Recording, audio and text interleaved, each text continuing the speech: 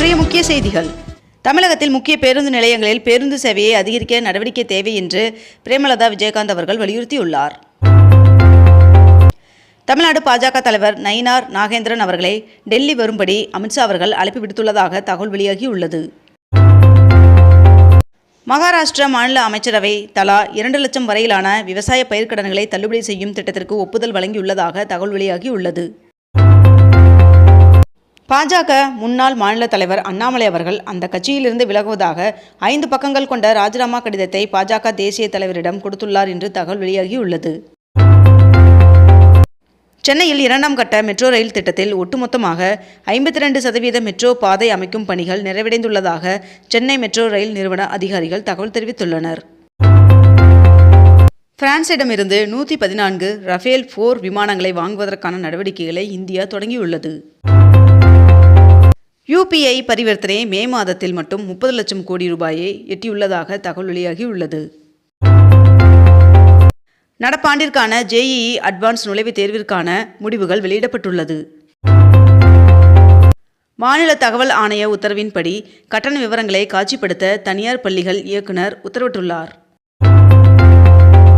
தமிழ்நாட்டின் மூத்த வழக்கறிஞர் மேகனா அவர்கள் உட்பட உச்சநீதிமன்றத்திற்கு 5 நீதிபதிகள் நியமனம் செய்யப்பட்டுள்ளனர்.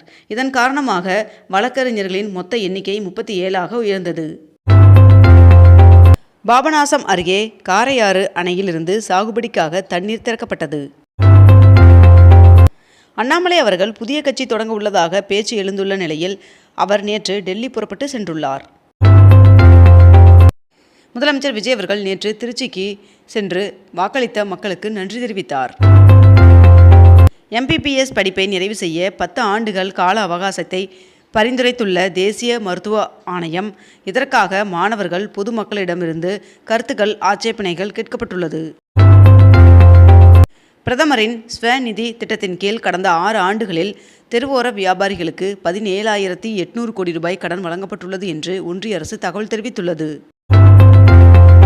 மேற்கு வங்கத்தில் பெண்களுக்கான கட்டணமில்லா பேருந்து பயண திட்டத்தை அம்மாநில அரசு நேற்று தொடங்கி வைத்தது. கோவையில் சர்வதேச கிரிக்கெட் மைதானம் அமைக்கும் பணி நிறுத்தி வைக்கப்பட்டுள்ளதாக அமைச்சர் ஆதவ் அர்ஜுனா அவர்கள் தெரிவித்துள்ளார். தலைமை செயலக ஊழியர்களுக்கு பயோமெட்ரிக் நடைமுறை நேற்று அமலுக்கு வந்தது. மேற்கு வங்க முதல்வர் சுவேந்து அதிகாரி அவர்களின் அமைச்சரவை நேற்று விரிவாக்கம் செய்யப்பட்டது. புதிதாக 35 பேர் அமைச்சர்களாக பதவியேற்றுக் கொண்டனர். தாயுமானவர் திட்டத்தின் கீழ் இன்று முதல் வீடு தேடி ரேஷன் பொருட்கள் வழங்கப்பட உள்ளது. மெட்டா நிறுவனம் தனது ஃபேஸ்புக், இன்ஸ்டாகிராம் மற்றும் வாட்ஸ்அப் செயலிகளுக்கு பிரீமியம் சந்தா திட்டங்களை சோதித்து வருகிறது. திருச்சியில் நடந்த நன்றி தெரிவிப்பு கூட்டத்தில் பேசிய முதல்வர் விஜய் அவர்கள் வரவிருக்கும் திருச்சி கிழக்கு தொகுதி இடைத்தேர்தலில் உள்ளூர் நபரே வேட்பாளராக நிறுத்தப்படுவார் என்று குறிப்பிட்டுள்ளார். தமிழகத்தில் இன்று நீலகிரி, கோவை, திருப்பூர், திண்டுக்கல், தேனி, கரூர், நாமக்கல், ஈரோடு, சேலம், திருச்சி, தருமபுரி, கிருஷ்ணகிரி, திருப்பத்தூர், வேலூர், ராணிப்பேட்டை, திருவண்ணாமலை, மதுரை, விருதுநகர், தென்காசி, திருநெல்வேலி, தூத்துக்குடி மற்றும் கன்னியாகுமரி ஆகிய மாவட்டங்களில் ஒரு சில இடங்களில் கனமழை பெய்ய வாய்ப்புள்ளதாக வானிலை மையம் தகவல் தெரிவித்துள்ளது. இந்தியாவின் மிகப்பெரிய கார் தயாரிப்பு நிறுவனமான மாருதி சுசுகி கம்பெனியானது மே மாதத்தில் 2,42,688 கார்களை விற்று சாதனை படைத்துள்ளது. 5 நாள் பயணமாக இந்தியா வந்துள்ள மியான்மரின் புதிய அதிபர் யூ மின் ஆங் அவர்களை பிரதமர் நரேந்திர மோடி அவர்கள் சந்தித்து ஆலோசனை நடத்தினார். கடந்த மே மாதத்தில் சுமார் 90 லட்சம் பயணிகள் சென்னை மெட்ரோ ரயிலில் பயணம் செய்துள்ளதாக சென்னை மெட்ரோ ரயில் நிறுவனம் தகவல் தெரிவித்துள்ளது. 5 மாதங்களுக்கு பிறகு திருப்பூரில் நடப்பு மாதத்தில் நூல் விலையில் 10 ரூபாய் குறைந்துள்ளது என்று நூற்பாலைகள் அறிவித்துள்ளன. பொறியியல் படிப்பிற்கு விண்ணப்பிப்பதற்கான கால அவகாசம் ஜூன் 5ஆம் தேதி வரை நீட்டிக்கப்பட்டுள்ளது. திருப்பதி ஏழுமலையான் சுவாமி கோவிலில் நேற்று முன்தினம் ஒரே நாளில் 92,000 பக்தர்கள் சுவாமி தரிசனம் செய்தனர். புதுச்சேரியில் வீடு வீடாக சென்று மக்கள் தொகை கணக்கெடுக்கும் பணி நேற்று தொடங்கியது. 22 கேரட் ஆவண தங்கத்தின் விலை 1 சவரன் இன்று 1,16,000 ரூபாயாகவும் 1 கிராம் 14,500 ரூபாய்க்கு விற்பனை செய்யப்பட்டு வருகிறது. இதனைத் தொடர்ந்து 1 கிராம் வெள்ளியின் விலை 290 ரூபாய்க்கு விற்பனை செய்யப்பட்டு வருகிறது. இந்திய கடற்படையின் 27வது கடற்படை தளபதியாக அட்மிரல் கிருஷ்ணா அவர்கள் பொறுப்பேற்றுள்ளார். தமிழ்நாட்டில் காலியாக உள்ள ஒரு மாநிலங்களவை உறுப்பினர் பதவிக்கான வேட்புமனு தாக்கல் இன்று முதல் தொடங்குகிறது. அரசு ஊழியர்களுக்கு இன்று முதல் ஃபேஸ் ஐடி வருகை பதிவு கட்டாயம் என்று தமிழக அரசு அதிரடி உத்தரவு பிறப்பித்துள்ளது. தூத்துக்குடியில் அமைந்துள்ள பிரபல வின்ஃபாஸ்ட் கார் உற்பத்தி ஆலை உற்பத்தி தொடங்கப்பட்ட ஒரே ஆண்டிற்குள்ளாகவே 10,000 மின்சார கார்களை வெற்றிகரமாக தயாரித்து சாதனை படைத்துள்ளது.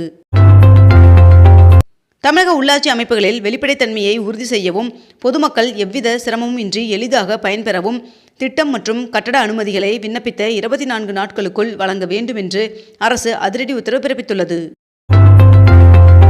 தமிழகத்தில் உலமாக்களுக்கு இருசக்கர வாகனம் வாங்குவதற்கு 50,000 ரூபாய் வரை மானியம் வழங்க தமிழக அரசு உத்தரவிட்டுள்ளது. சென்னை புறநகர் பகுதிக்கான பெருங்குளத்தூர் ஏரி தற்பொழுது முழுமையாக சுத்தம் செய்யப்பட்டு பொதுப்பொலிவுடன் காட்சியளிக்கிறது.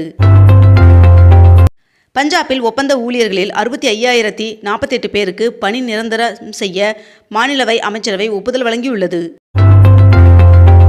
தேமுதிகவின் மாவட்ட செயலாளர்கள் கூட்டம் அக்கட்சியின் பொதுச் செயலாளர் பிரேமலதா விஜயகாந்த் அவர்களின் தலைமையில் கோயம்பேட்டில் உள்ள தலைமை அலுவலகத்தில் நேற்று தொடங்கி நடைபெற்றது.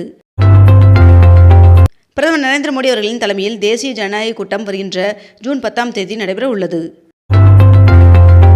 ஜூன் 1ஆம் தேதியாகிய இன்று முதல் அக்டோபர் 30ஆம் தேதி வரை பருத்தி மீதான அனைத்து சுங்க வரியும் ஒன்றிய அரசு ரத்து செய்தது. ஒன்றிய அரசின் அறிவுறுத்தல்படி உத்தரப்பிரதேசத்தில் மின் கட்டணத்தை 10% அம்மாநில அரசு உயர்த்தியது. இந்தியாவில் தங்கம் இறக்குமதி வரியை மத்திய அரசு 15% உயர்த்தியதால் அதன் தேவை கடந்த 2 வாரங்களில் 70% சரிவடைந்துள்ளதாக இந்திய தங்கம் மற்றும் நகை வியாபாரிகள் சங்கம் தெரிவித்துள்ளது. ஜூன் 3ஆம் தேதியன்று கர்நாடக முதல்வராக TK சிவகுமார் அவர்கள் பதவியேற்க உள்ளார். ஜூன் 5ஆம் தேதியில் 100% எத்தனால் காரை அறிமுகப்படுத்த உள்ளது மாருதி நிறுவனம்.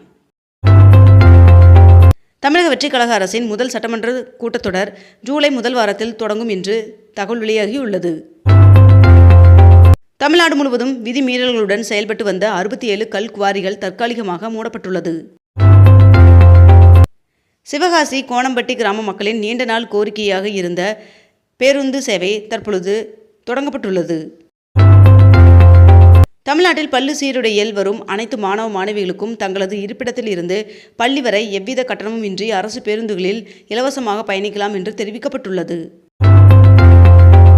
சாம்சங் நிறுவனத்தின் செமிகண்டக்டர் பிரிவானது தனது சிப் விற்பனை மூலம் 49 மடங்கு கூடுதல் வருவாயை கடந்த காலாண்டில் ஈட்டியுள்ளது.